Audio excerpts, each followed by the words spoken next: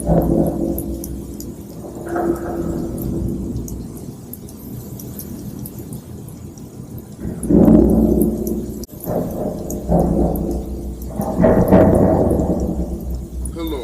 Dr. Long here. Today's audio log has a level 4 classification. Any personnel without a level 4 clearance will be exposed to a mimetic agent at the end of the audio log. If you wish to not be exposed to a mimetic agent, this is your last chance to put down the audio log. SCP-008 Object Class Euclid. Special Containment Procedures. SCP-008 samples have been deemed Class 5 extreme biological hazards, and all related protocols apply. Incineration and irradiation measures will be deployed in the event of political or military action which may result in the facility being dismantled, a power failure, or zero communication with operatives or outside channels during any given period of 8 hours.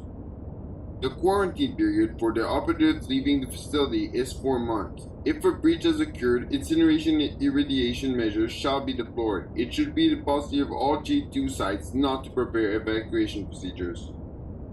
Description: SCP-008 is a complex prion, samples of which are stored at each of the known G2 sites. Research into SCP-008 is highly classified and primarily aimed at preventing research which may lead to the synthesis of SCP-008 in the distant future.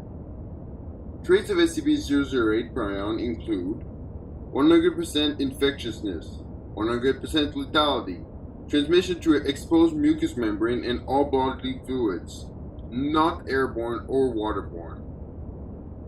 Symptom of infection with SCP-008 manifests in no more than 3 hours after exposure and include flu-like symptoms with high fever plus severe dementia in later stage. Coma onset approximately 20 hours after first symptoms appear and 12 hours after noticeable dementia. Coma onset will be considered onset death. A period of sporadic cellular necrosis occurs which comes into resembling gangrene. Surviving tissue assuming its original function and is highly resilient. Red blood cell greatly increased oxygen storage capacity, resulting in a slower blood flow and increase of muscle endurance and strength.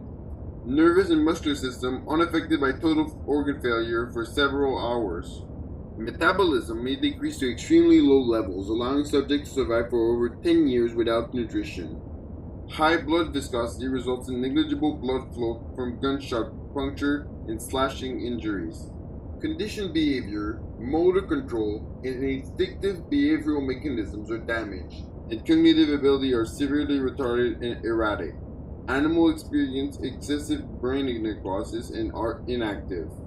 Subject can adapt to its damaged nervous system, but is limited to basic physical activities, including standing up, balancing on 1 or 2 legs, walking, biting, grabbing, and crawling. Subject will energetically move towards sights, sounds, and smells it associates with living humans. Subject will attempt to ingest living humans if physical contact is made. Neutralizing fully infected subject requires significant cranial trauma. There is strong evidence to suggest that SCP-008 itself did not form naturally on Earth, since variants of similar complexity would have displaced much of the ecosystem. In 1959, a short collaboration effort with the USSR to locate G2 sites and eliminate SCP-008 was negotiated following the discovery. The status of SCP-008 in Russian custody since collaboration ended is unknown. Addendum 008-1 SCP-500 has been found to be able to completely cure SCP-008 even in advanced stages of the disease. End of audio log. Activation of mimetic amnesiac.